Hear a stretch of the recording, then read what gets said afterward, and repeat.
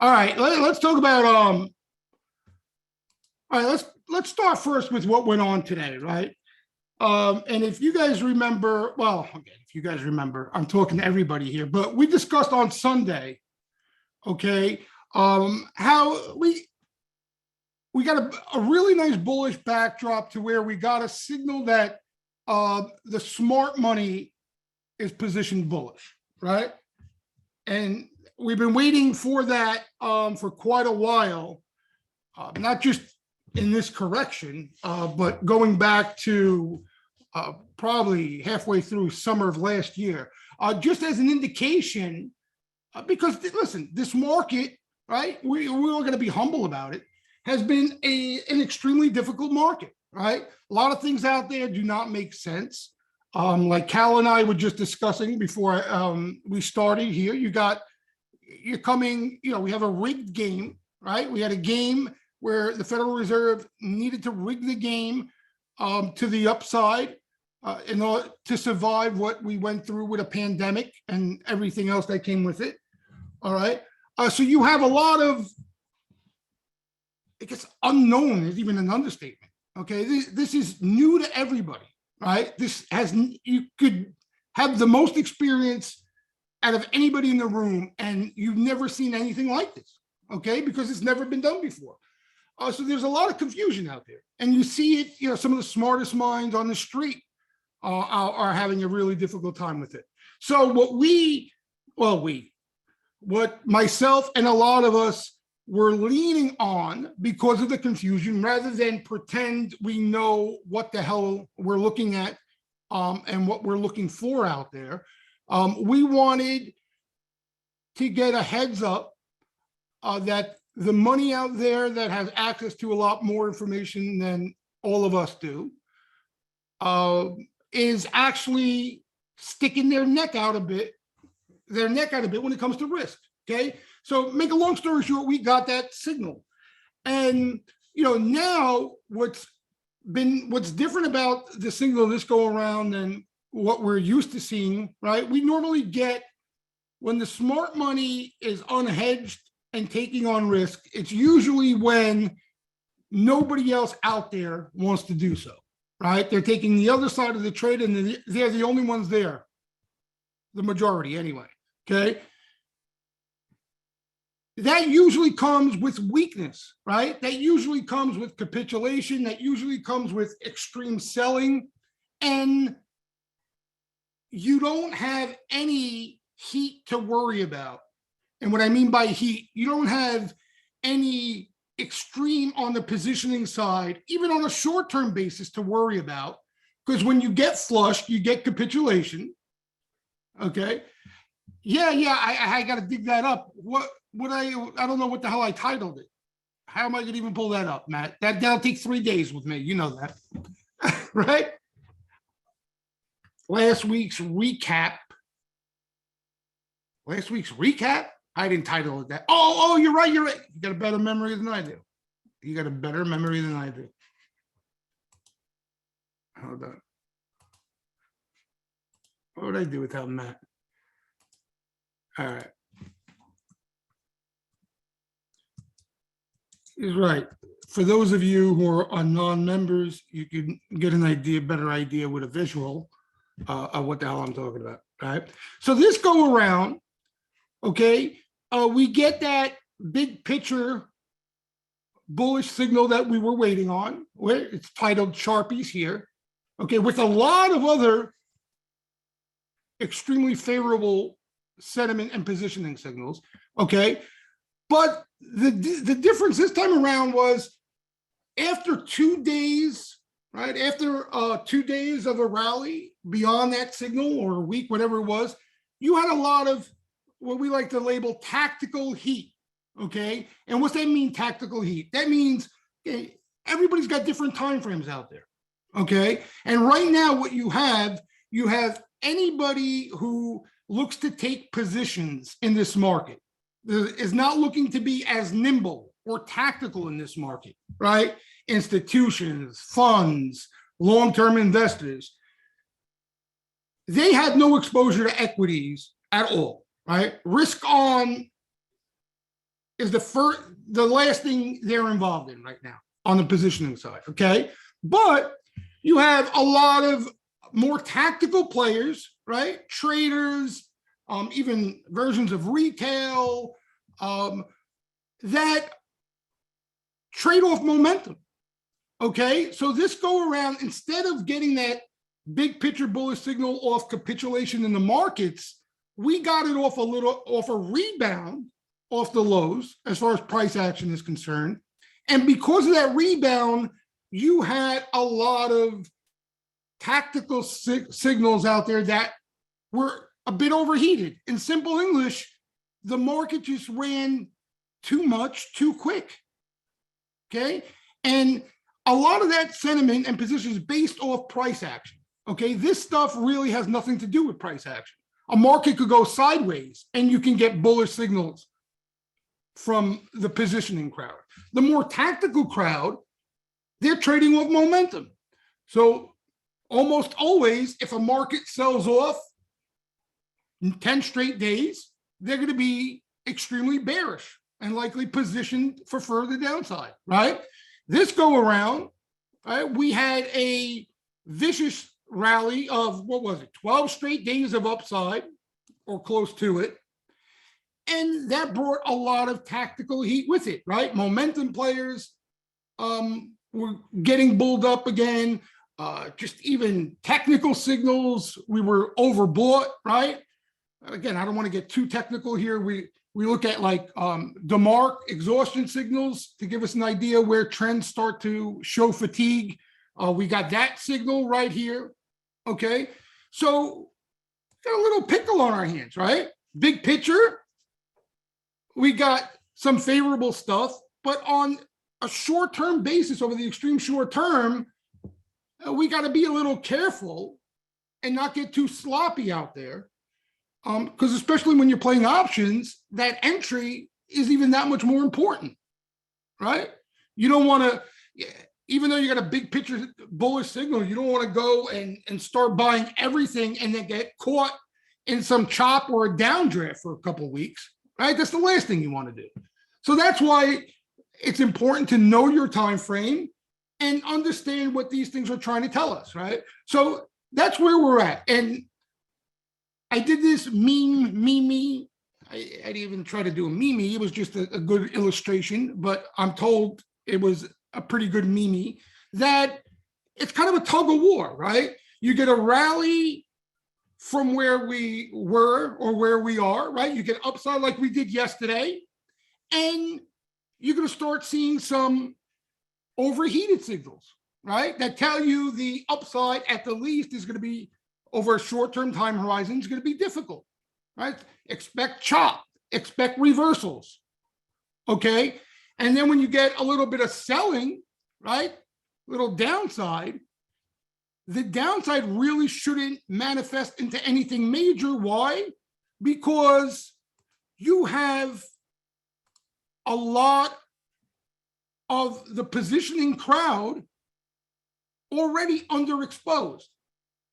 Right? So what that means is you don't have that selling, right? If we rolled over from here, you don't have to worry about all these clients out of Goldman and Bova spitting up, getting margin calls. You don't have to worry about CTAs, which are a disaster when it comes to trends breaking down, just spitting up everything they own. And that accelerates the downside, okay? So that's one.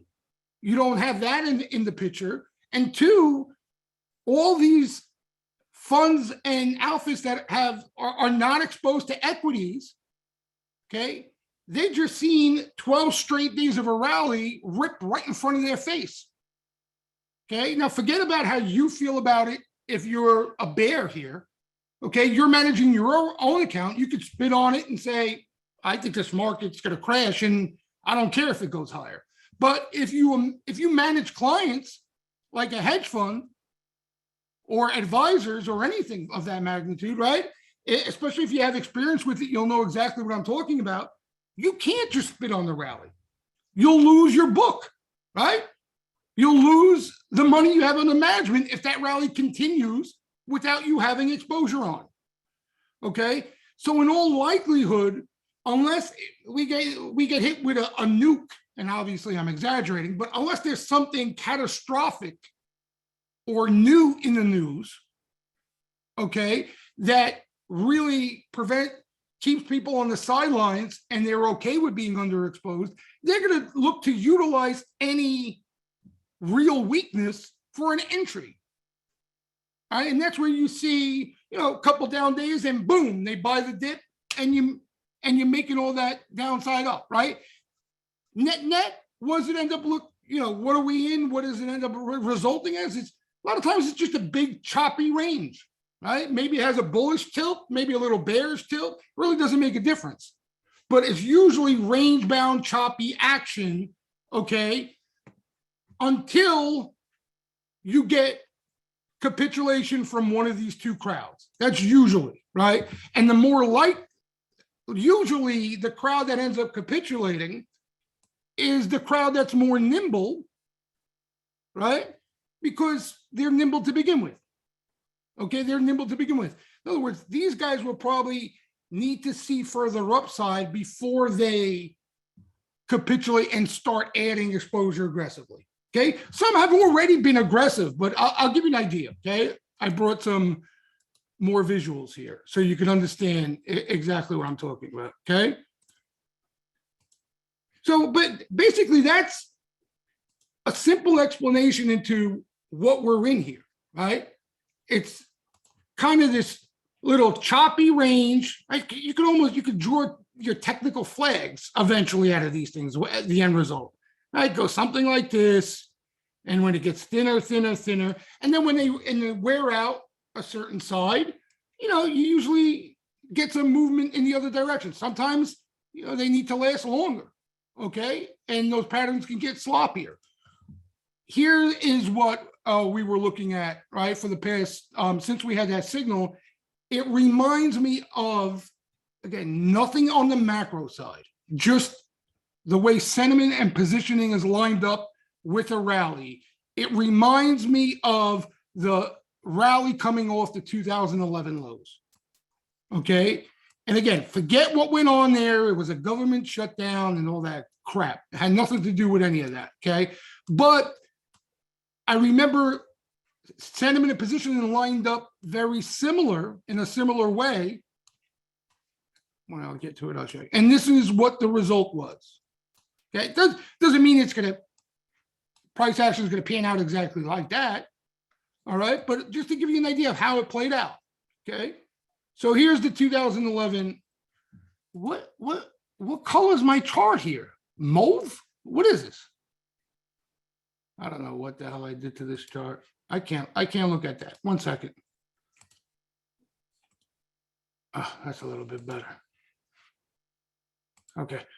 All right. So look here. Okay. Here was a test of the lows, right? And then look at the slingshot rally off of that. Okay. What's that? 12 days in a row, 2 weeks in a row, something to that effect, right? Very similar. And then what you got, right? And you could see the same thing, the signals of heat starting to show up, right? When things went too far too quick. See down here too? Okay. And at the least, upside was going to get a lot more difficult, at the least. Okay. So what did it end up resulting in? Chop, a lot of chop, right? Look, rally, market's breaking out, reel in some bulls, and then literally 2 days later, boom, gave it all right back. Then what did it do? Did it break down to new lows? Nope. Ran right back and made that up, right? So all of this, meanwhile, was wearing out. Right? Some of that tug of war. Okay. And then you got one last little shakeout here that did the job. Everybody and their mother thought new lows, game over. Right? And that was it. Case closed. Okay. And that's what was needed, right, to wear out that stuff that was in the way as far as sentiment's concerned. And again, the problem with this stuff is there's no way to forecast it. Right? You don't know how people are going to feel after one day of weakness, right? I remember like last week after the day of rebalancing, what was it, Thursday? People thought if you blindfolded the market, the indices, and just went by player emotion, you would have thought the market crashed that day. That's how people were acting, right? So emotionally, people get wound up worse off, different type of price action. All right, so there's no way to forecast that ahead of time. It's impossible. But the end result is, okay, what we want to try to do, and this is the way we've been playing it, right? You want to try to have some exposure on. If you don't have it already, you look to days of weakness like today, or a couple of days of weakness like last week, to put on some exposure to the overall market, right? So again, the easiest, the safest way would be S&P 500 exposure, case closed, okay? You don't have to worry about tech. It's got a big tech nut in there, because the problem is you see what's going on right now. You get too cute. I don't know what's in favor, what's not in favor, what looks in favor today is not in favor tomorrow. It's a menagerie out there. And we're going into earnings, and I can't see that clearing up until we start getting some earnings. You know what I mean? It's impossible to see that clearing up. So the safest route is you play the S&P 500, okay? You want to get a little more clever, you can play the NASDAQ, now that we also got a bullish signal, from NASDAQ positioning there.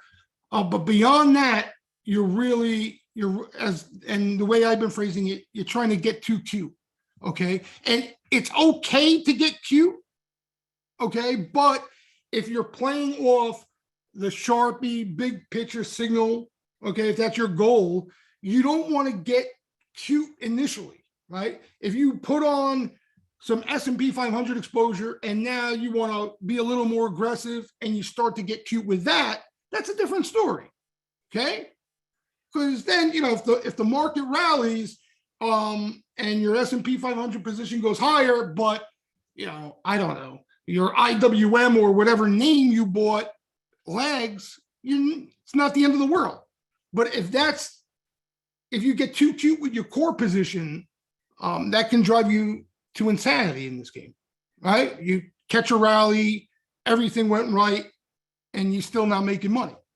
So, that's why initially that's the approach you want to take. And what I'm hoping for, okay, and it should work out this way if we end up being right off this signal, right? If we're wrong, nothing's going to work out and we don't have to worry about it.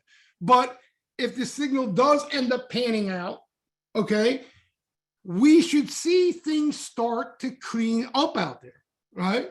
If the market is indeed going to put together some sort of uptrend for however long it may be, there's likely going to be legitimate leadership.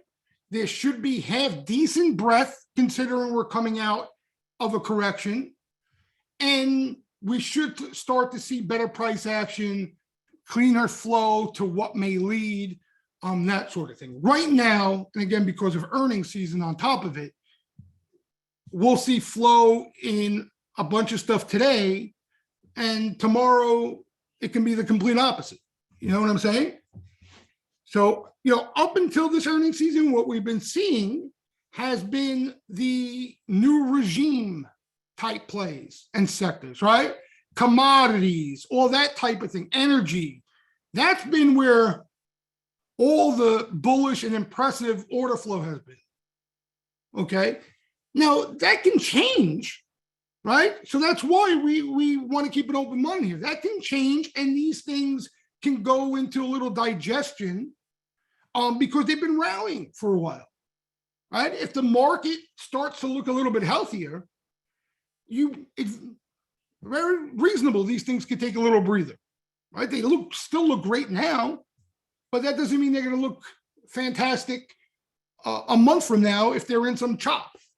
All right, so that's why we kind of want to, and that's why it's important if you were waiting for the signal and looking to take advantage of it, that you find a way to put on some core exposure so you don't feel like you're all over the place and that feeling of you may miss it, right? You can't pull the trigger, because I'll tell you, that's the feeling I have right now in individual names, and I've had it in individual names for the longest time now.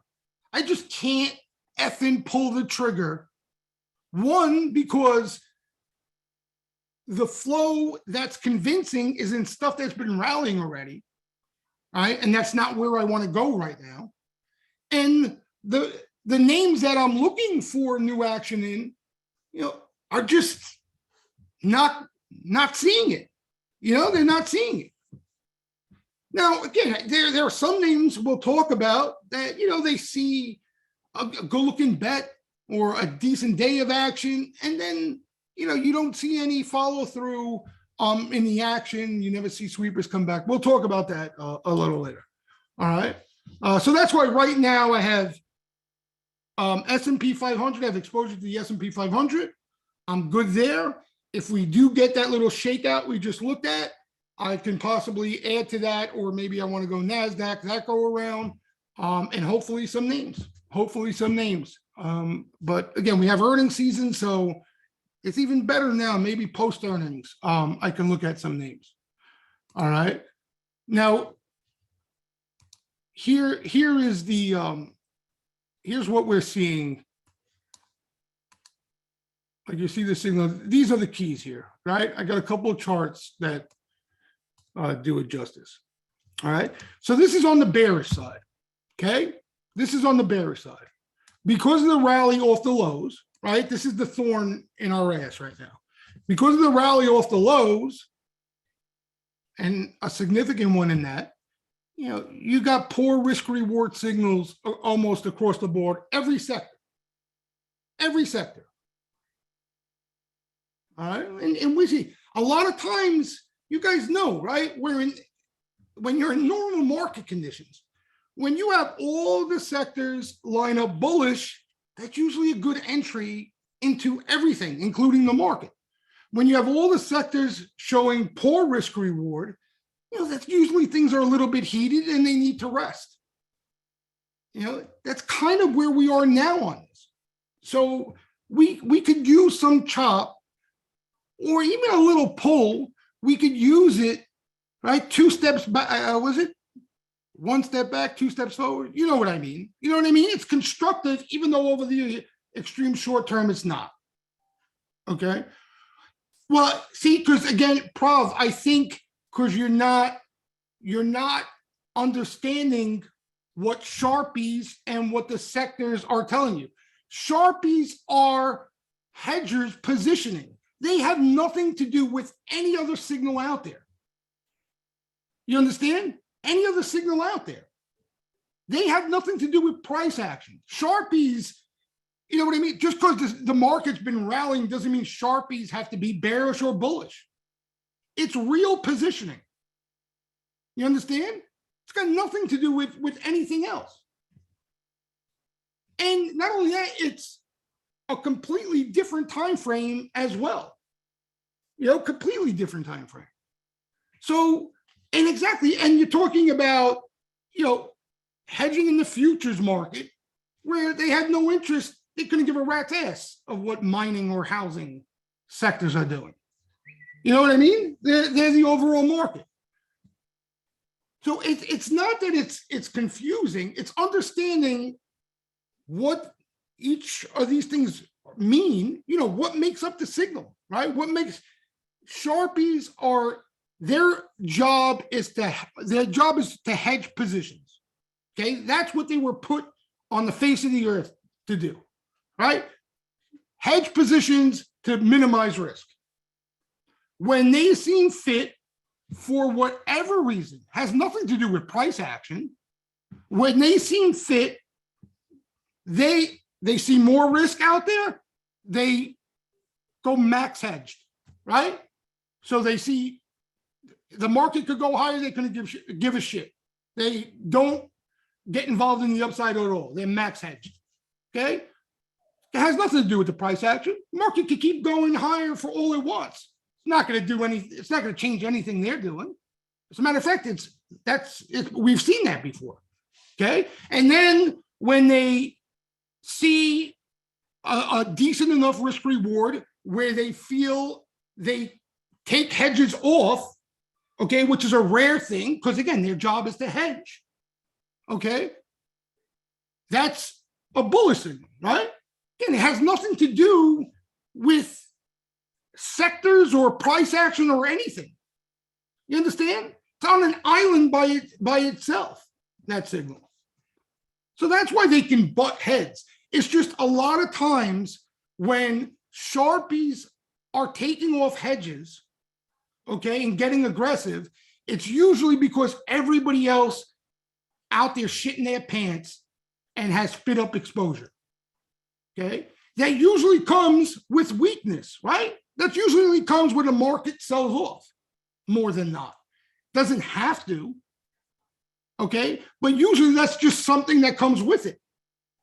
Right? That's people panic because of the market weakness. It works hand in hand. You understand? But it has nothing to do with each other. It has nothing to do with the price action. Whereas a lot of these other signals that we trade off of, okay, price action is going to have a big influence on it. Okay, because you got a lot of momentum players in there, right? Trend following in there. You understand? So yeah, it's two different things. But depending on what you're looking for, like for example, when you're in the middle of a bull trend, if you sit around waiting for a Sharpie signal, you're going to be twiddling your thumb for months, right? If you were waiting for a Sharpie signal to do anything in the market and that's all you do, you haven't touched a bet since the election. So you got to find something else to do in the interim. And that's why we look at a lot of these things, because a lot of us are active players. All right. So this tells us here that the price action needs a rest.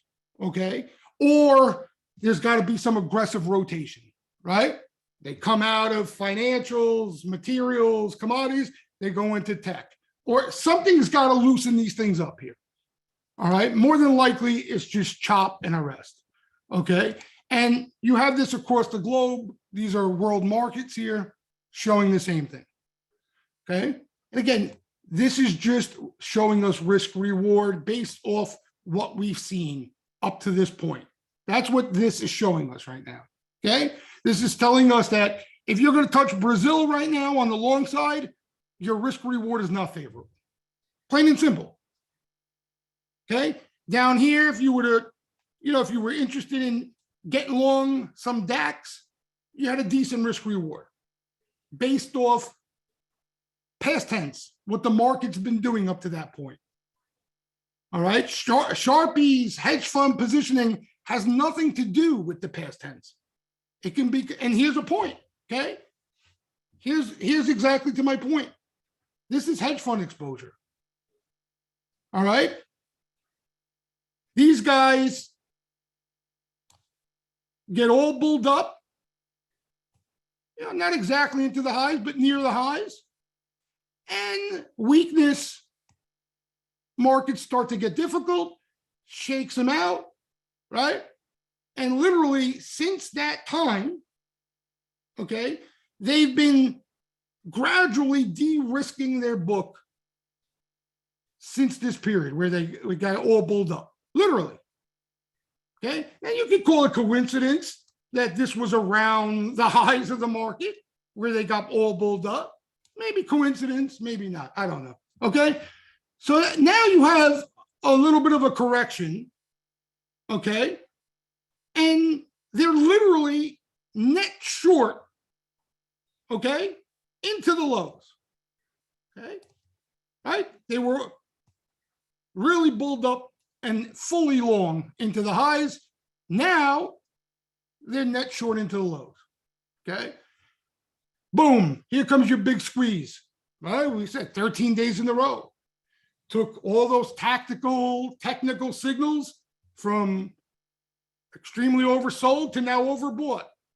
What did it do to the hedge funds? They sold, even though they had nothing to sell. They're more short, so they sold into the rally. Okay? Again, this had nothing to do with any of the price action, anything of the past, nothing. Okay? This is just how hedge funds feel, right? This is what it tells us. What hedge funds feel about this rally. They think it's bullshit. Okay? They think this market's a bear market rally, and they're going to have a much better entry at lower levels. Okay? Now, you don't need me to tell you why that's a favorable signal. Okay? You don't need me to tell you. If you do, I mean, I can explain it to you, right? It's common sense why this is not a favorable signal and this is favorable, right? If hedge funds are all in near the highs, okay, that means they did their buying already, right? What does it tell you about the future? That they're more likely to be sellers in the future, right? They can't buy much more than they bought. So now down here, they're net short. Okay? What does it tell us about the future? They're more than likely going to be buyers because they already sold. Okay? And you guys know what the market does to a lot of these outfits when they think they're smarter than the price action, right? What happens if the market hangs around here and then starts to head higher? What are these guys going to do? What do you think they're going to do? You think they're going to say, let it go. Whatevs. I'll tell my clients I don't like anything for the next 6 months. Sit in cash while the market's pushing higher, and we'll see what happens. They won't have a client left, right? And that's why they do this, right? That's why they're forced back in, because now they got to chase. Now they got to put on exposure. They got to chase. Okay, they can't afford to watch. They don't want to buy. They're not buying because they want to buy. They're forced to buy. Right? That's where you get that quarter end painting, whatever terms they put on it. Okay? I mean, that's just how the game works, guys. So now you have a market that's bottomed. Hedge funds think it's a full-fledged bear market rally. Maybe they're right this time. Okay? Maybe they're right.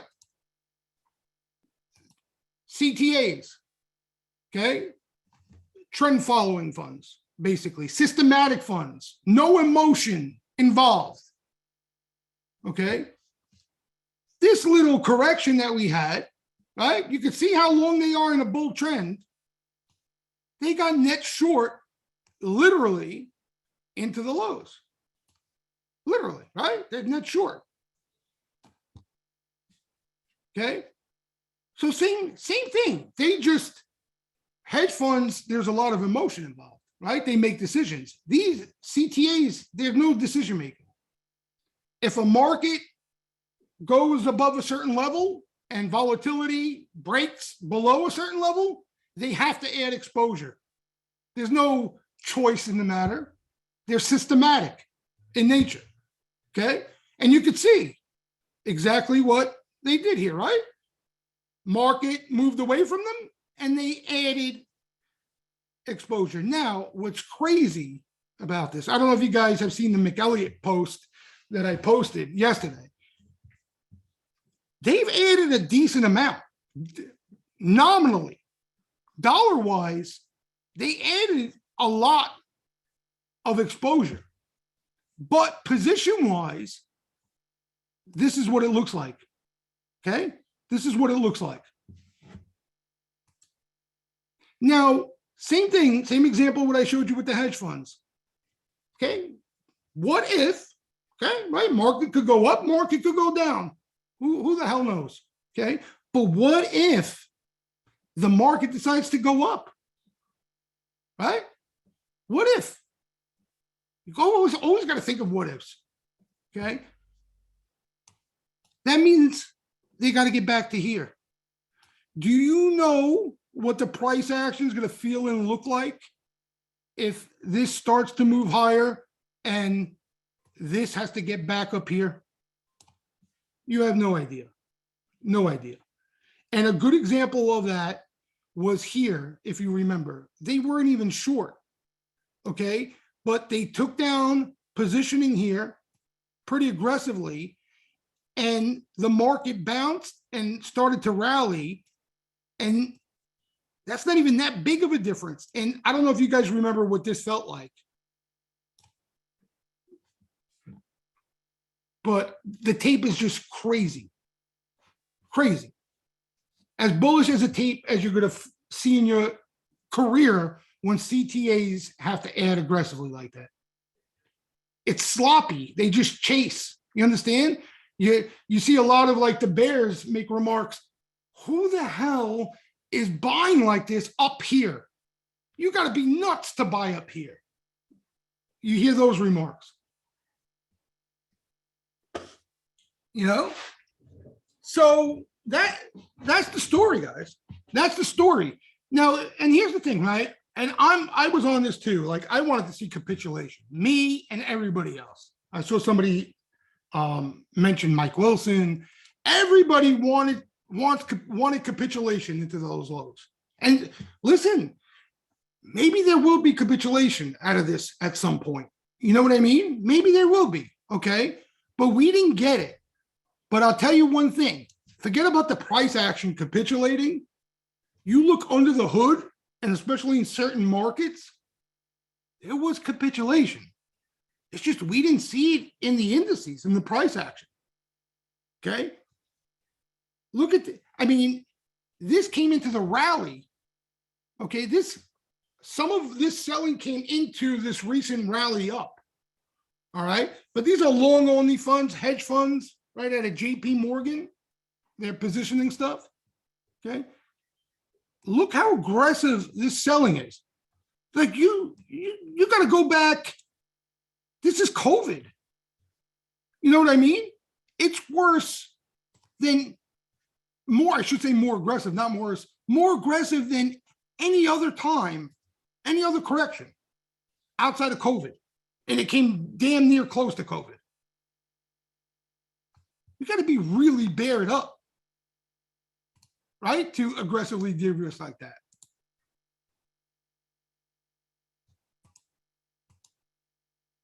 Okay, here's the December 2018 low. This is the March 2020 low. That's COVID, right? And this is here. He left the question mark up here. I like that.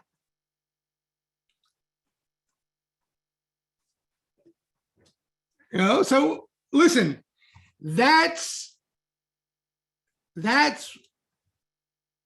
backdrop we have right now. Okay. There are no guarantees in this market. You all know that. All right. Putin can ricochet a nuke off the Statue of Liberty's head, and I don't give a shit who capitulated, who de-risked. We are crashing. You know what I mean? You understand? Bank of America, we find out, you know what I mean, it has a liquidity problem, and this market's going lower. Doesn't matter who has exposure, okay? Because I give you an example, like 2008, okay? It didn't matter. Why? Because the economic system as we know it was crackling and crumbling around us. You understand? Hedge funds were short, okay? They were making money on shorts, but they were getting blown up in everything else they were in. Everything was on the way to zero in 2008, right? So, you know, if that's your main thesis, that we're on the verge of outright catastrophe here, then yeah, I mean, of course. But I tell you, you know, outside of 2008, that was the only catastrophe I ever lived through and made it through.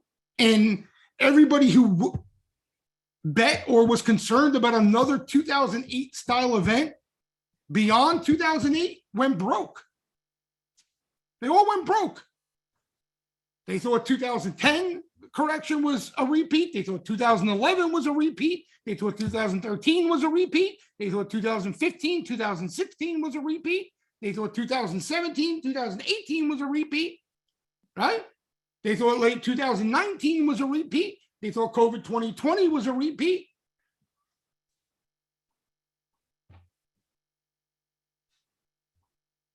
So yeah, and J. Cole, honestly, the NASDAQ, the NASDAQ correction, that was the NASDAQ bubble, you know, outside of the initial drawdown where everything went down with the NASDAQ, it was just those internet stocks, those tech stocks that just burned to death. You know what I mean? Everything else was fine. There was money to be made all over the place. It was just the NASDAQ and those names, yeah, small caps, home builders, biotech. You know what I mean? It was such the tech bubble. It's hard to explain. Back then, everything, nobody wanted to know anything beyond tech, you know, beyond tech, even from services and shit like that. So that's the skinny here, right? That's the skinny, right? And I told you guys on Sunday, okay? And I'm being dead straight with you guys, okay? Outside of this, okay, outside of just looking at shit through contrarian lenses, I don't see a effing thing to be bullish about. And that, honestly, is the only thing making me feel good about being bullish. I'm not going to lie. Because I can't get bullish about anything here. Like, think about it. What's going on here? You got rampant inflation. You got a Fed that's borderline obsolete here right now. That's how they look anyway. Okay. You got balance sheet runoff that single-handedly, took down markets in late 2018. You got earnings slowing down. You got technicals on 90% of the NASDAQ stocks that look like dog shit. No? Dog shit. You got China's got COVID and is a disaster. You got Russia invading Ukraine and God knows what else. I can give you a list from here to Chicago of stuff to be concerned and bearish about. Okay? But that's what everybody is bearish about, guys. That's why this looks like this. And guess what? Here, there was nothing to be bearish about here. You understand? That's the difference. That's the difference. Okay? What you're bearish about it's nothing new. Everybody's bearish about the same shit, and that's why they've been spitting up their equities. Started gradually and then just has continued here. And now, nobody wants to get long. And I can't blame them. I can't blame them. Because you see now, all right, like I have the sharpest signal and positioning to nudge me to lean bullish, right? So I can make a play. Win or lose, I can make a play now, right? The risk reward is there for me to make a play. For individual names, like without the sweeper activity, I'm lost in space. I don't know where to go. They all look like shit to me. Do you understand that? They all look like crap. I take that back. The only things that don't look like crap are, the commodity related names. And, it's almost the opposite there. They haven't looked like crap for too long. I cannot buy these ag stocks after a move like this. I can't do it. Again, for what I'm looking to swing trade on the call side, I can't do it. I can't buy this thing when I see exit signs all over the yard up here. Okay, maybe it goes higher. That's irrelevant. That means nothing. On a risk reward basis, just like I couldn't buy Shop and just like I couldn't buy Zoom, I can't buy it up here. Okay? I can't. Okay, I don't have a crystal ball. I don't know that this thing can't go higher from here. But I really got to be clever here that I buy here and I get out before there's a legitimate correction. And I'm not talking about, it could be totally still in a bull trend and just be a normal correction like every bullish stock does, right? Then you could draw a trend line, something like this. It comes down to here. Or even if it's really bullish, they just go into lengthy consolidation. All right. But if you're in calls, you're just as dead. You hope the stock crashes if you're on calls. Lengthy consolidation is even worse. So that's the problem. The stuff that's been seen buying looks like this. Okay. And the stuff that's been beat up and appears to be, solid risk reward and upside and value there just is not catching it. Like someone mentioned Intuit. Okay. Like that's the one I got my eye on now. Yeah, it's one day of buying, it's in earnings season, but if I see them again, I'm probably going to buy it. The Jans, I'll hold to. I got to pick my own line here. Oh, I can't play that line, Matt. I'm not playing that line. You nuts? Get the hell out of here. I'm going to have to get, that's the other thing. Like, I don't want to get creative in this thing. They're not liquid, right? Those calls, they're not liquid. Yeah, how do you buy them? That's the problem. You can't get too strong in them. You can't get too crazy. But I like Intuit. I like it. I like it. Right? And it needed to do this. It needed to look at this monster. Wow. This thing is a monster, huh? All right, but that's one name that caught some really good looking action. Right? Zen, that's another name. You got Sharpies there,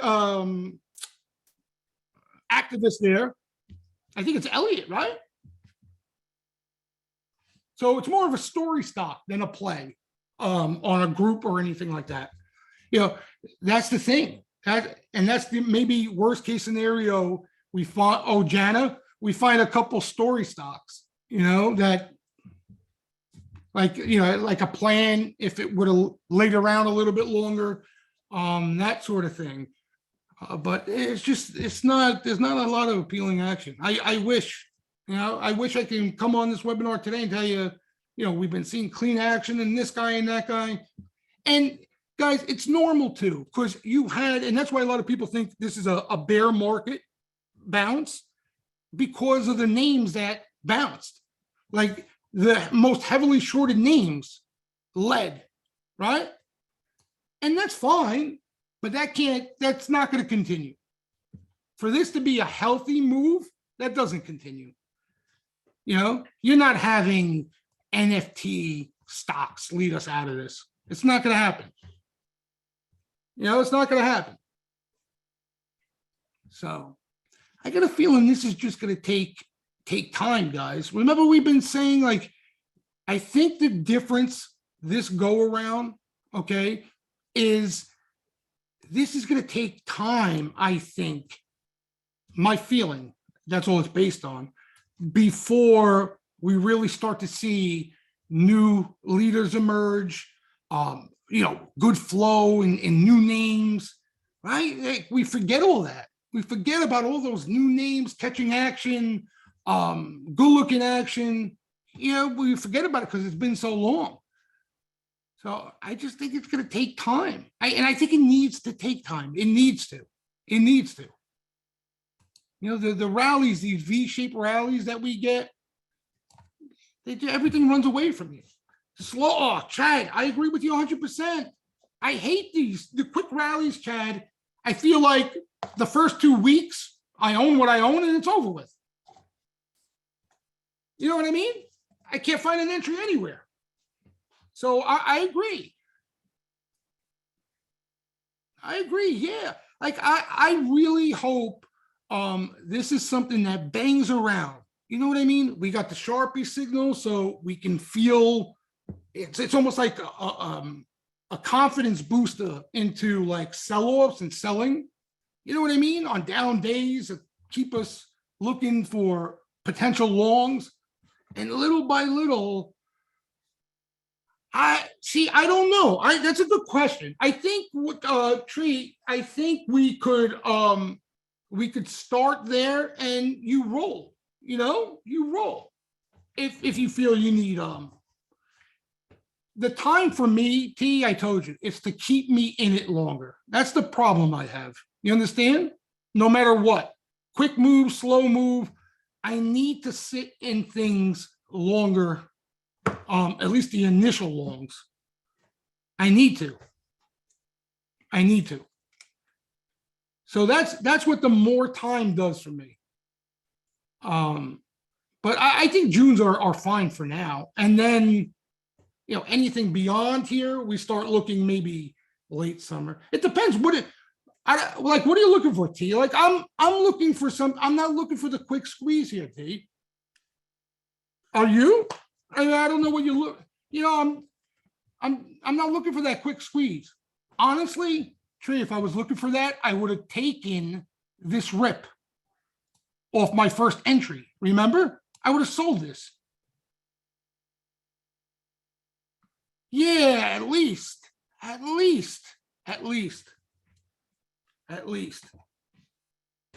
I tell you, the way things are going, like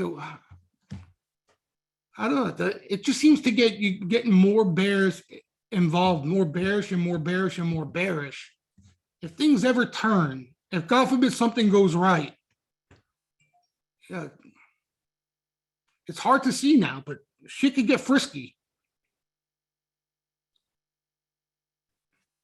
Yeah, and the upside too. Like I say the same thing. Like I say new highs. Yeah, that's a nice hit, but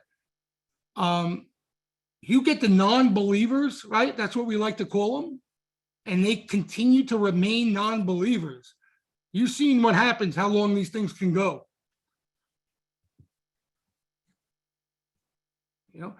And let me tell you something, Trey. Let me tell you this, okay? The playbook. I'm going to give you the playbook. Forget what I say. The playbook, okay, off what we have right now is you don't do a thing. Forget about what levels or what you're looking for upside. You don't do a thing until they pivot. You understand? Until you see these guys pivot. So you don't make a move.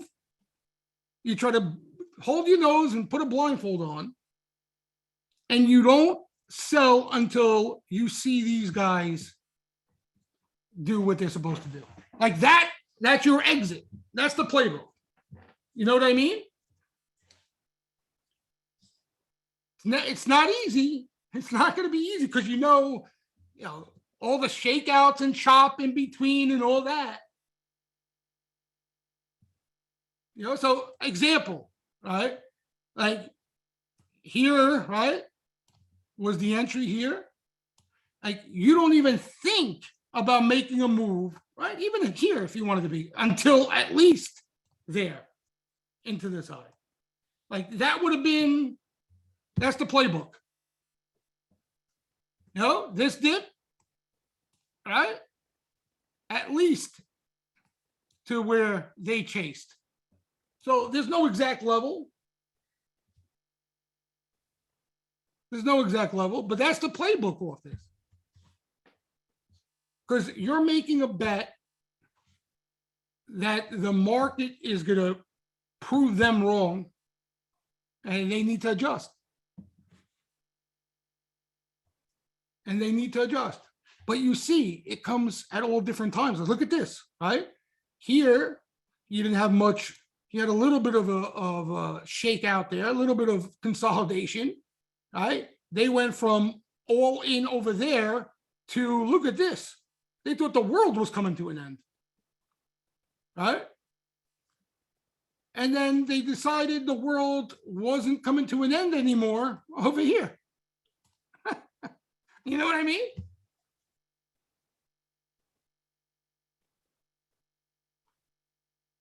But and look how they stayed along here, right? They stayed along until they got spit up into COVID. And then they stayed short here. So that's the playbook, T. It's just a disclaimer. It's not easy to follow. I could try to help you out and you help me out. We hold each other's hand, but it's not easy to follow. You know, it's not easy to follow because you're going to see that P&L going all sorts of directions on a day-to-day basis. Anybody have any questions? I'm trying to think of anything else I wanted to show you on this end. But that's basically it. This indicators, I think it goes by the acronym HFRI, Hedge Fund Research Inc. And it's all when hedge funds report, and it measures all of them as a whole. Hedge funds were short into COVID. Is that what you're asking, Khalid? What are you talking about? Maybe I'm missing. Are you asking? See this? That was the COVID. 2019. Oh, here. I don't know. What, you remember what went on there, Khalid? I don't know. They were bared up about something. Private Twitter service. So who's the best person to email? Email Matt on here. Matt can help you out. You know Matt? You see him on here, Matt, all the time? There he is. Was that the yield curve, J. Cole? It was, right? Wow, good call. I think you're right. Good call.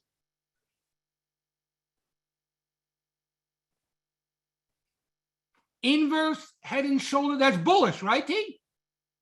Inverse is bullish, right? Oh, good. Okay, we'll take it. We'll take it. Because I tell you, the names, you know, Stephen, yeah, again, obviously you're asking me to guess. I know you're aware of that. I don't know. I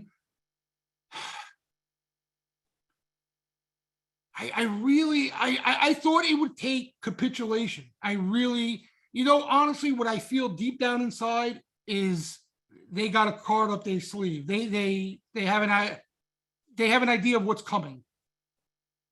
That's the only thing I could think of why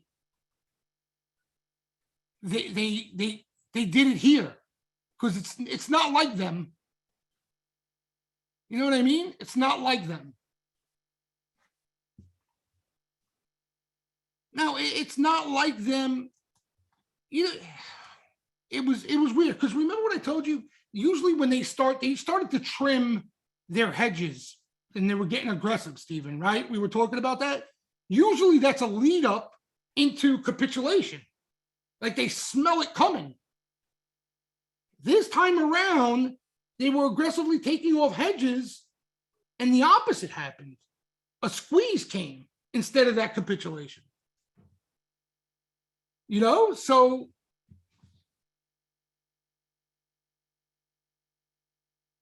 maybe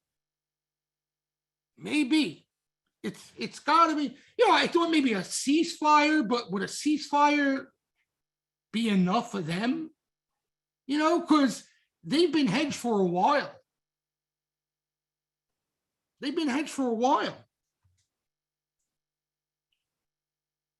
I don't know.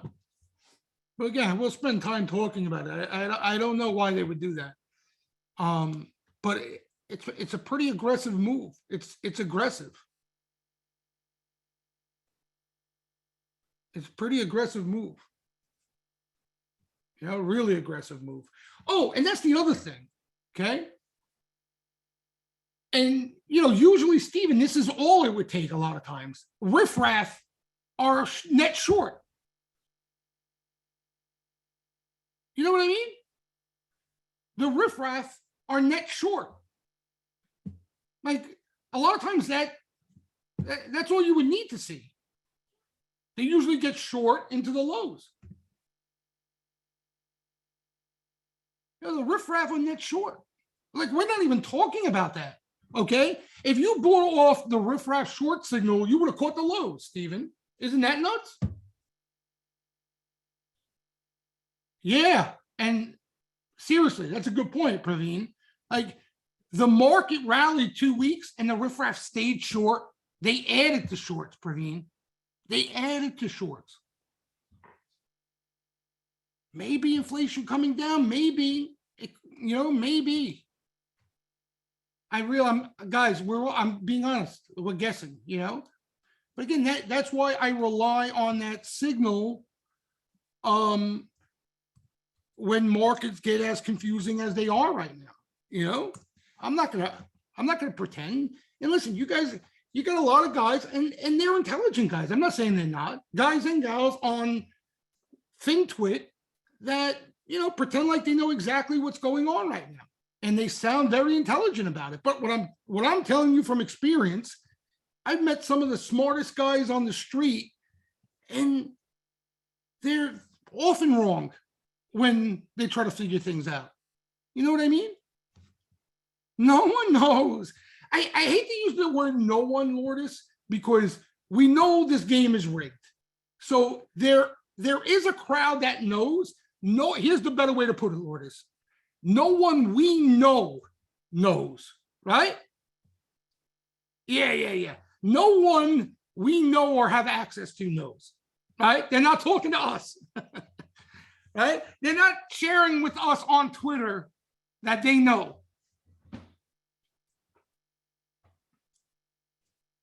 IYT, and that took a little bit of a beating late last week, but that came during rebalancing week, so I don't know how much. Oh my God. That was today? Damn, I didn't even see that. And this was one of the, see, like now these, the more cyclical stuff, is starting to get nicked up a little bit, right? And that's some of the stuff that look good. I think it's growth, guys. I really do. I think, and again, I'm not talking about the meme names and the shit of the shit. I'm talking about legitimate growth stocks. There are profitable growth stocks out there, okay, that really got, the baby thrown out with the bathwater line, right?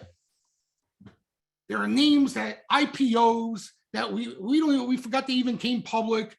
There are names that just got ripped apart. And I'm being honest, I don't know which names they are. I don't know.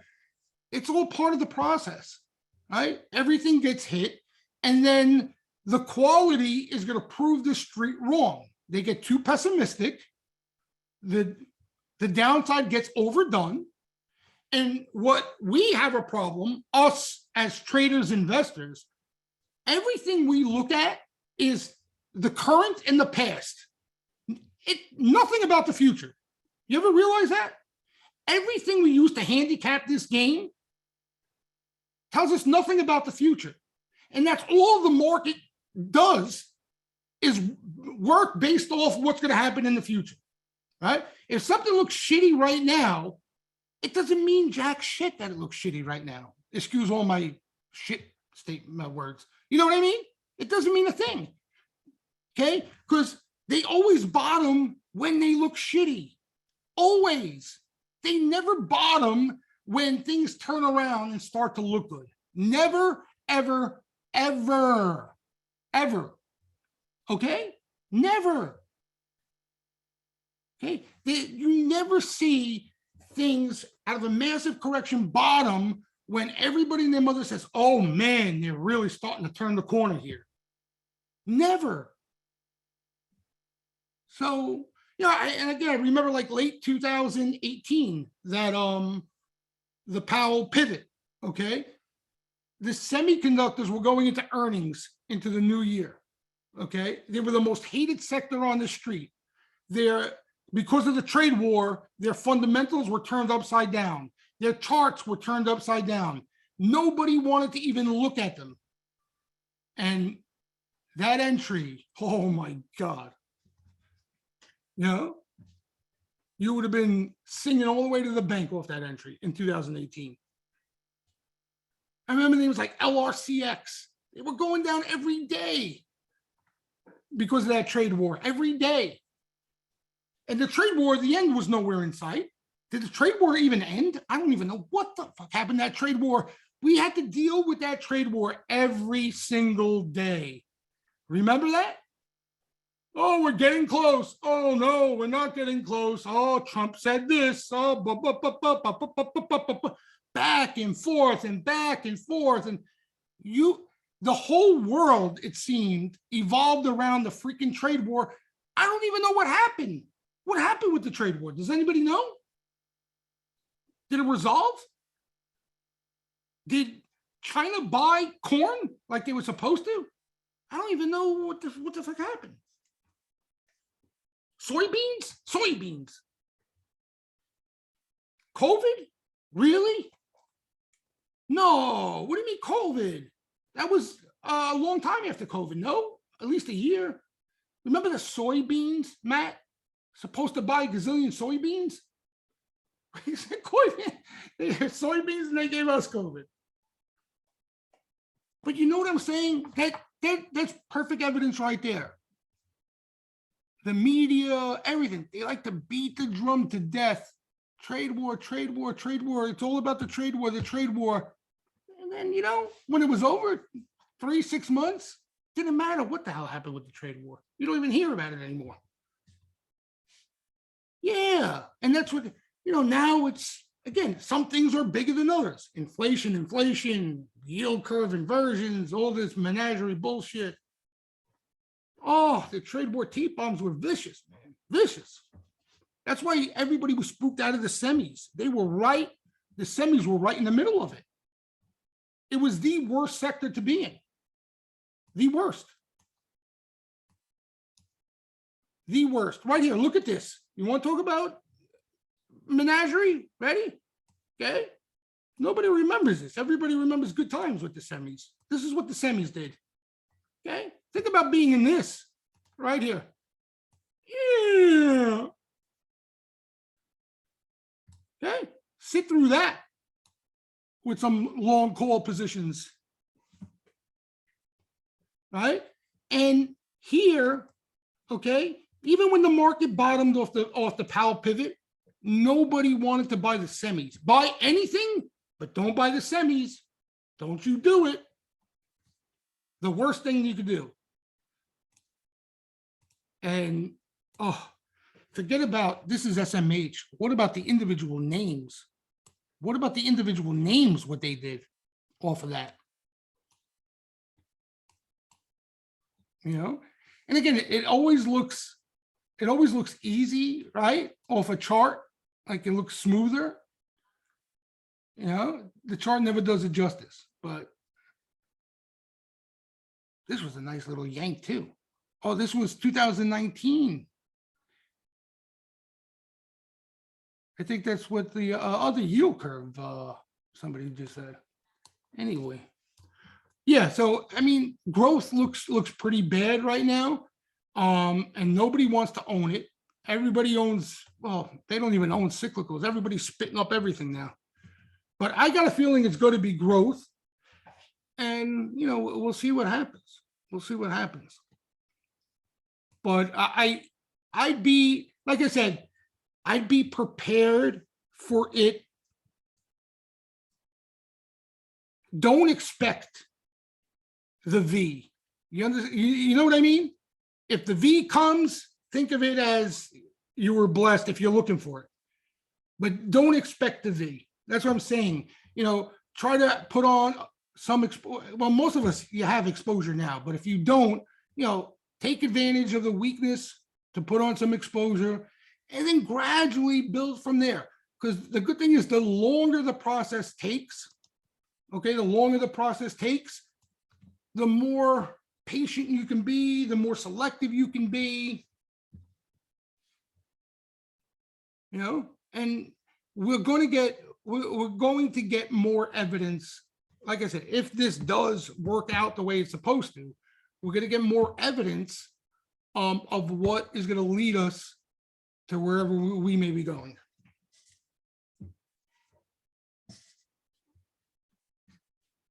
You know, yeah, I mean, everything looks fine. Like if you block out the noise, everything looks fine. You know, but I get what the bears see. I tell you, I'm bearish myself. I got nothing to be bullish about. Yeah, the daily noise signal is back on bull signal. It took a while, but it finally got there. It finally got. Oh, I was looking for you, Matt. You weren't around. I whipped it out just for you. Hold on.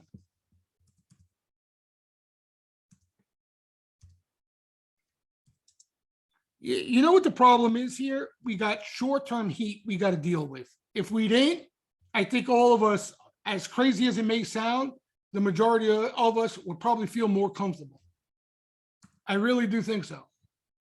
Because now you're like kind of stuck in the middle, you know, of time frames here. Here's the daily noise. So this is what we hear on CNBC, Bloomberg, and everywhere else, what gets fed to us on a day-to-day basis, news-wise.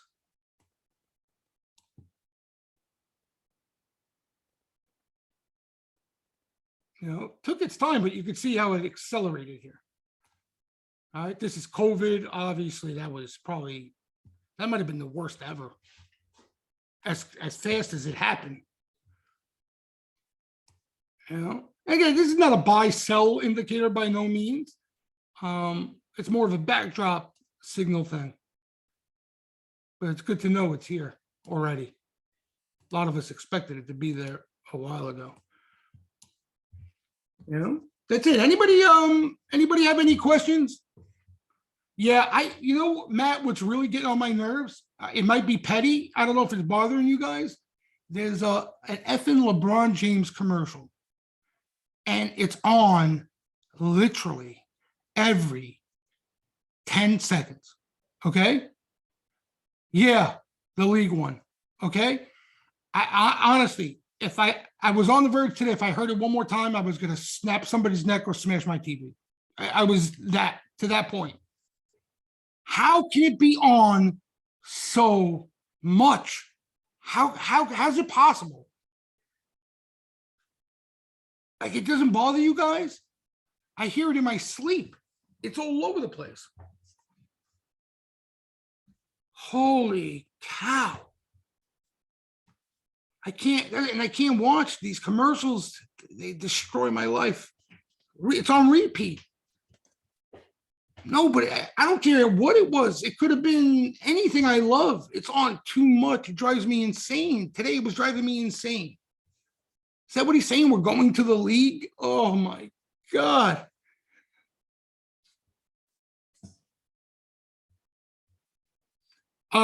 Put the call ratios. I got these on here updated.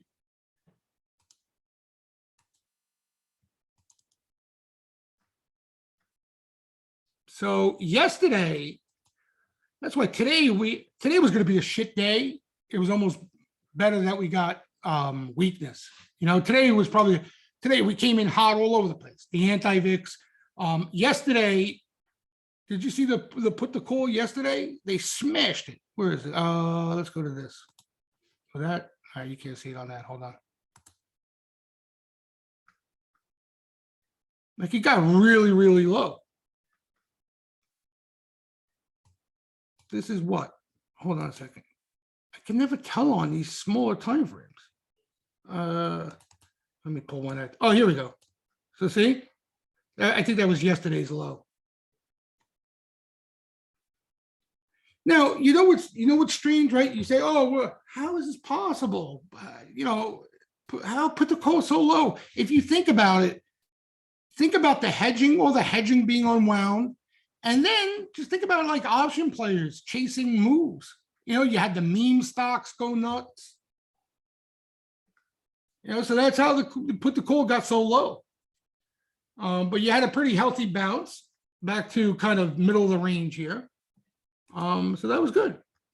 That was good. The anti-VIX, which measures VIX sentiment more than the market, had a nice close. That's what the hell am I looking at? Here it is. You know, and look where we were yesterday. You know what I mean?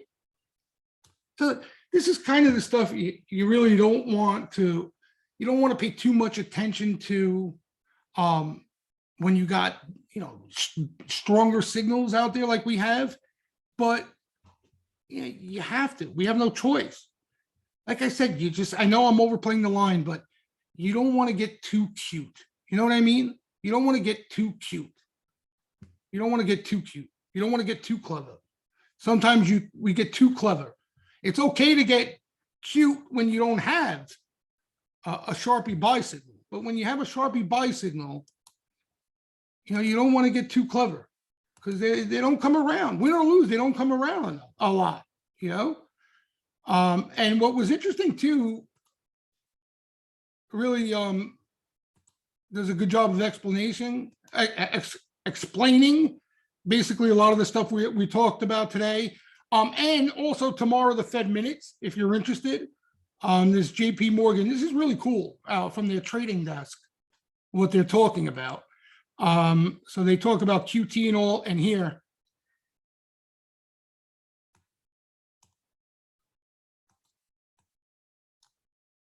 Read a little bit about what they're talking about. Where's the positioning thing?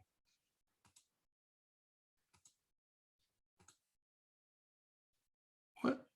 Did I post the same thing? Oh, wait. No wonder. Here it is.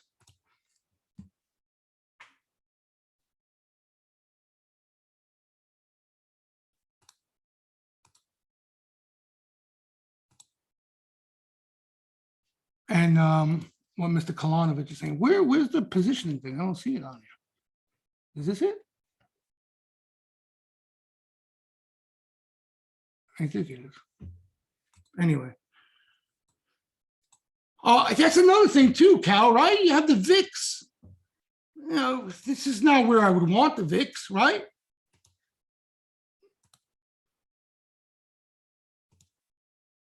You know, you got oversold signals on the VIX here. Look at this. The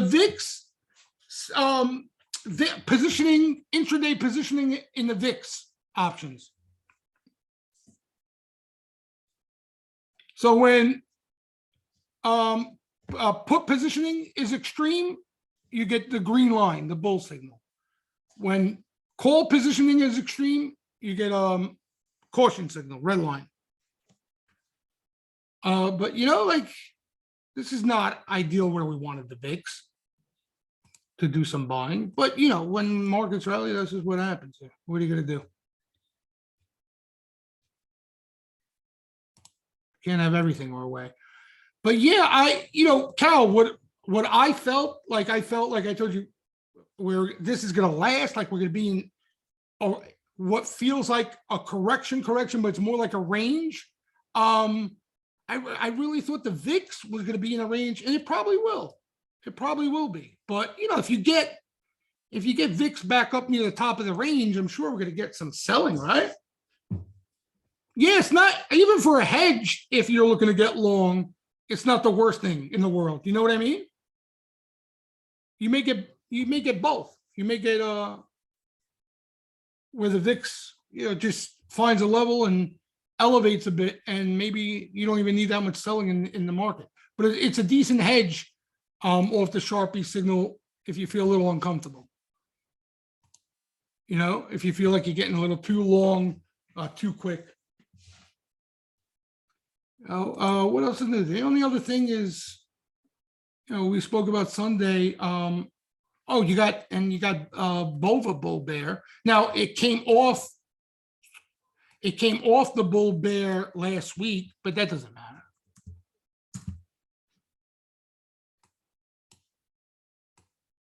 Where is it?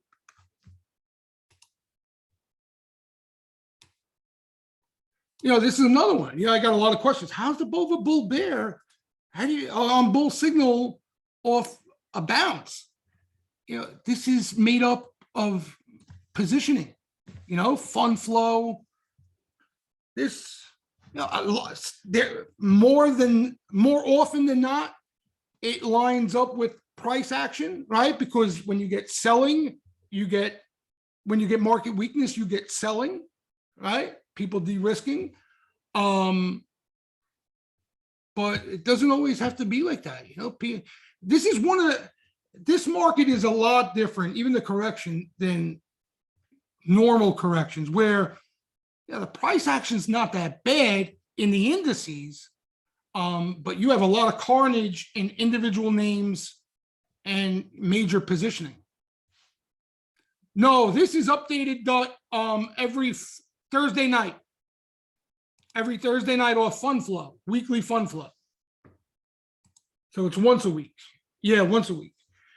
What was the thing I was just saying? I wanted to show you guys something too. Oh, and the client positioning. Like, look at all this stuff we look at. Oh, this is the Goldman, the bunch of indicators there. All right. So you got a little movement back to neutral overall. But look at this. They're all over here. The thing that's not cooperating is the fund flow. And that has more to do, in my opinion, with money coming out of bonds and going into equities because of what's going on there. But here's the client positioning. This has been a gradual de-risking more than capitulation. And, it makes sense. The indices have held up incredibly well compared to individual names. I don't know how it's almost mechanical how it's been done. It's almost like that you need to physically make sure certain names are up to hold up the indices the way they did. Surgically, exactly. But here's like Goldman clients, big group. You got no exposure there. No exposure. Nobody's positioned for any sort of uptrend or up move. And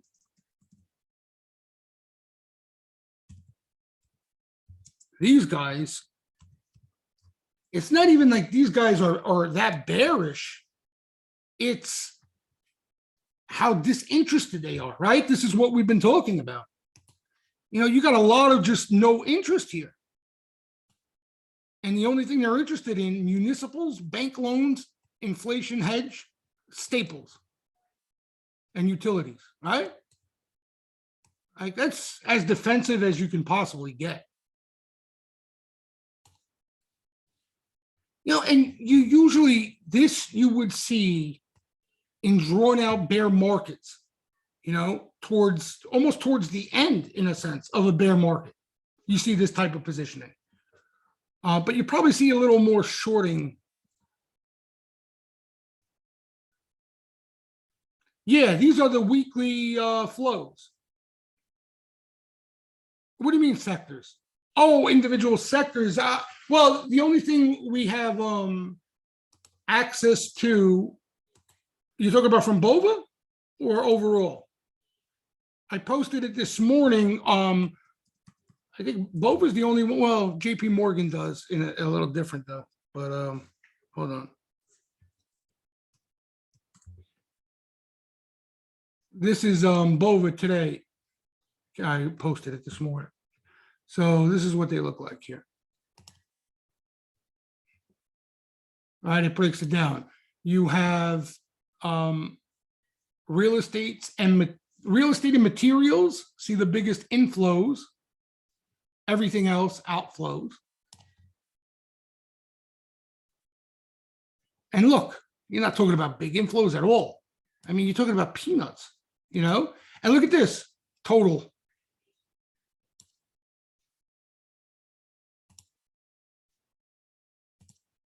Very cautious positioning. And here's breaks down by player, So hedge funds,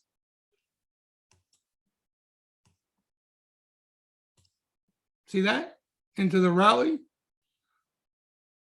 Institutions, the blue, they sold into the rally. And then these are private clients. They bought some ETFs.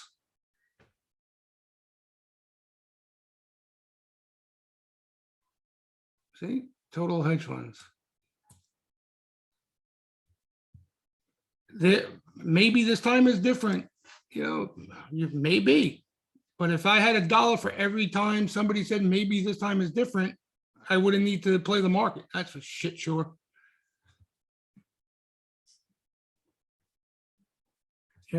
Your best bet is for every time you hear maybe this time is different,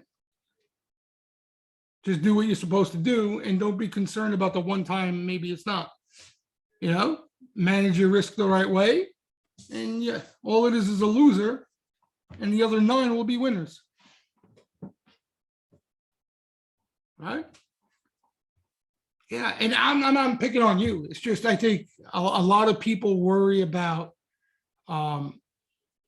they could have the best thing in the world, and they worry about the few times it fails rather than look at the more times it succeeds than fails.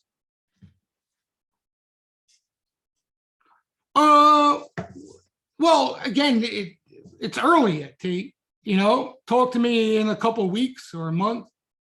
Initially, I don't, this is probably as big as I get initially. But I'm usually picking off names. You know what I mean? Usually I go after the names initially, rather than the overall market.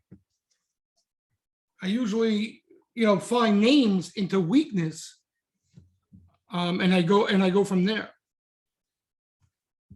This time around, I wanted to do the opposite, where I want to put on market exposure first, have that, and then I don't have to. I'm peace of mind. You know what I mean? Because usually I'm scrambling for names, because I'm relying on the flow for names.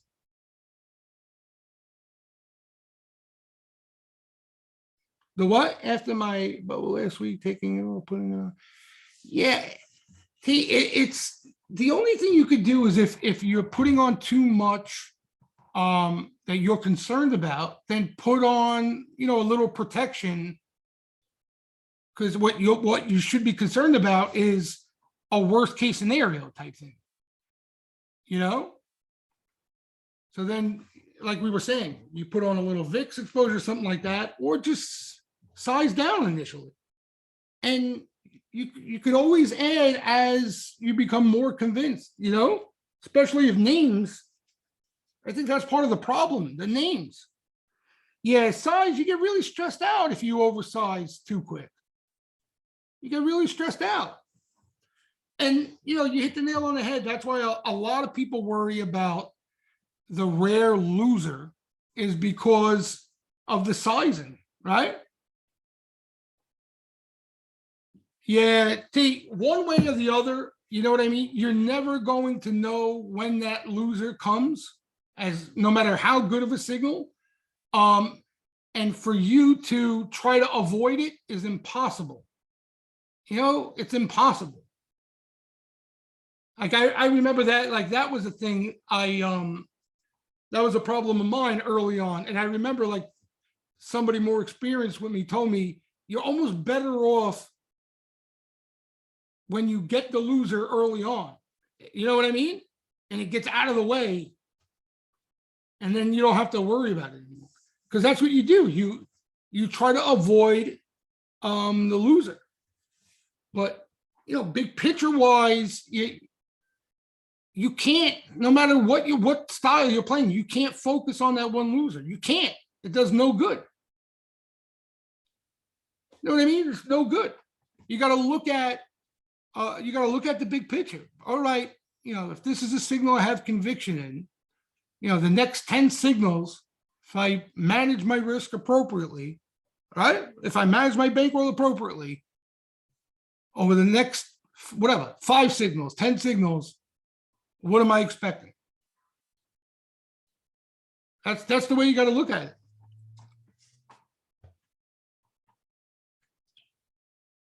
The last one officially was the COVID lows. Yeah. The last one was the COVID lows. 2 years. Yep. Well, yeah, we had a market that went straight up for 2 years. You know, straight up. You know, prior to that, though, okay, so March 2020 or whatever it was, prior to that, the Sharpie last bull signal prior to that was late 2018. So that was a year and a half, right? A little over a year, actually.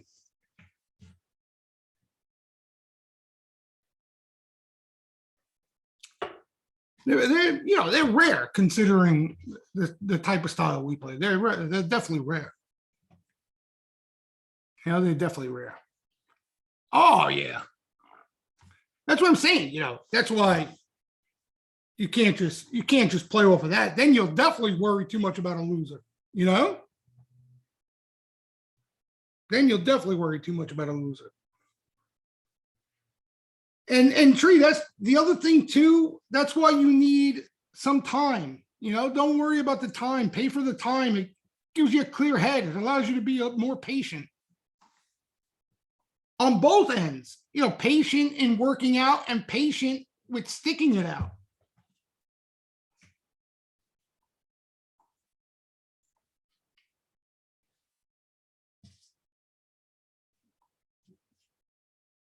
At least I find it that way anyway.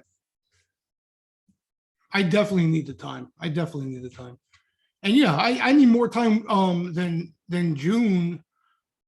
Wait, I have July's I have, no? Wait, you have June? I don't know what the hell I got now. Or maybe the first roll was June. Anyway.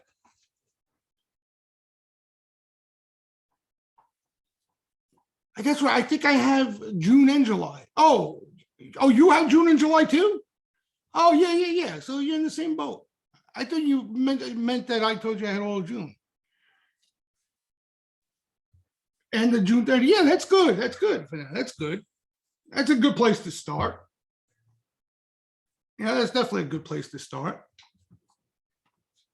No, but that's what I got to work on, you know, is having a piece for a decent sized move.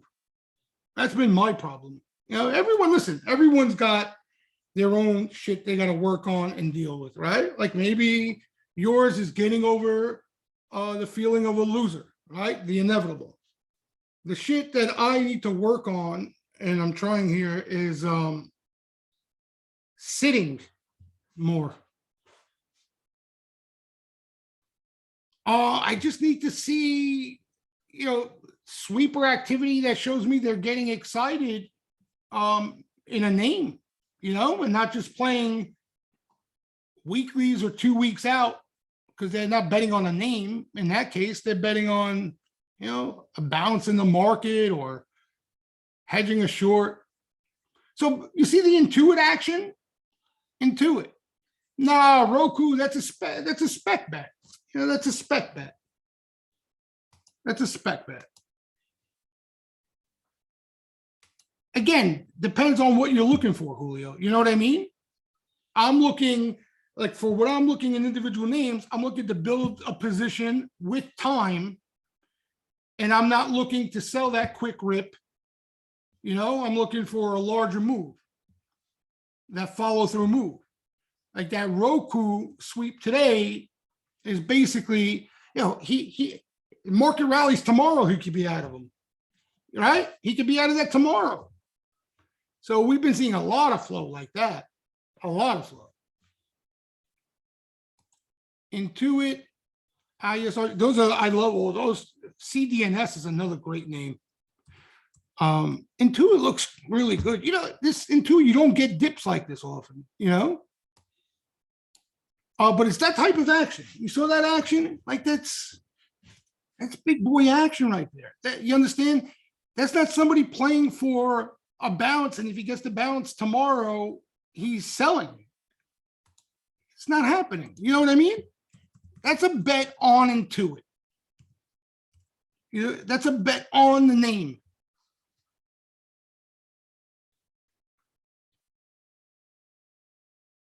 Like he added all day long in these things, and the wood, like 46. Like me and Matt are like, how are we playing this line, right?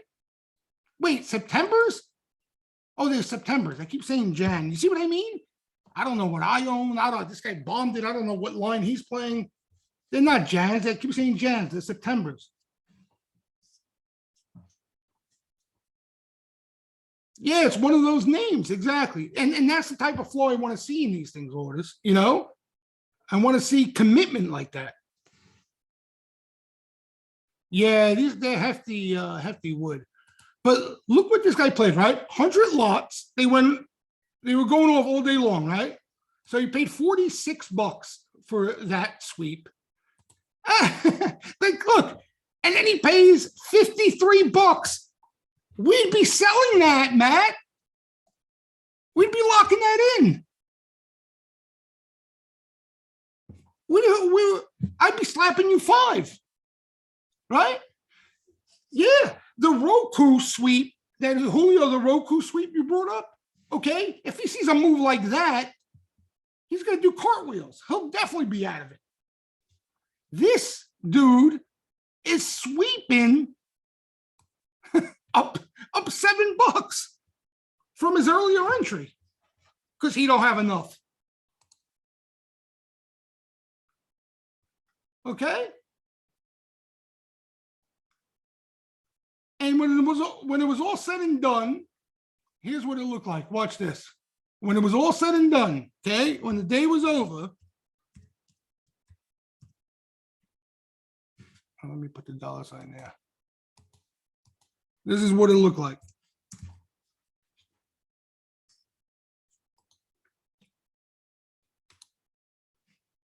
Okay, these are all the prices he paid. So his average cost was $50.84, and he bought 2,500 of it, 2,550 in 100, 200 lot intervals. Look.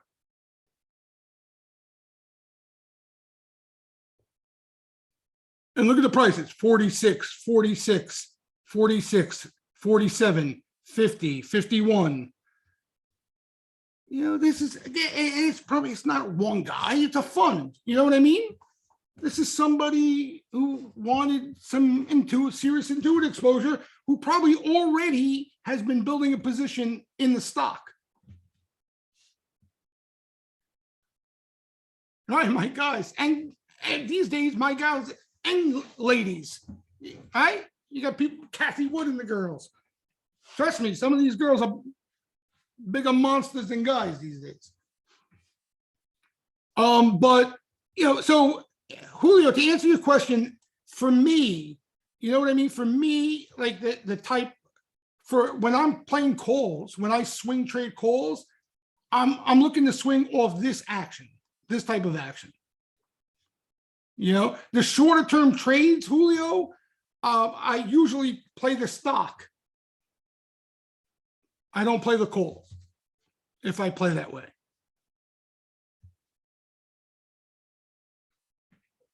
Yeah, exactly. Short term, more nimble. You understand? I can get in and out. See, like me and Matt were talking about, like if you take a deal, you see this? This guy can't get out of these. Julio, he can't get out. Like he needs this thing to become liquid to score for him to get out. He's not looking to get out. He's the whole volume there. You're right. He barely could get in. You're right. You understand? So it's a different ball game. It's a different ball game. You know, there are trades, and you know, like it wouldn't shock me. We hear about who did this. That's what usually happens, right? You hear Elliott, Starboard, Jana. You hear like they took a stake months later. Oh God. So now if this fund shows up again, right? Like that's what you watch out for now. If they come back and like into it's hanging around here, even better if it's down, and they add again, that is extremely bullish. Yeah, and when I say extremely bullish, you have an edge that there's accumulation in the name.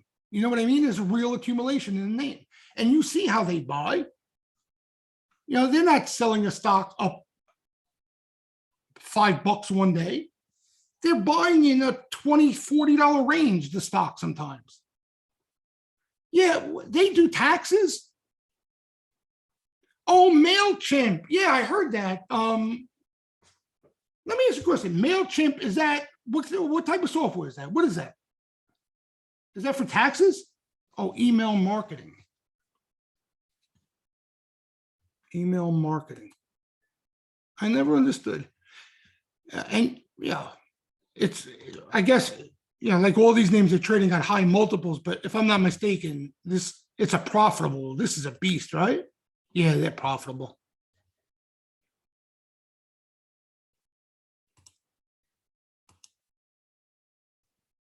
And this has been a beast. This has been a beast. I like to find the next into it.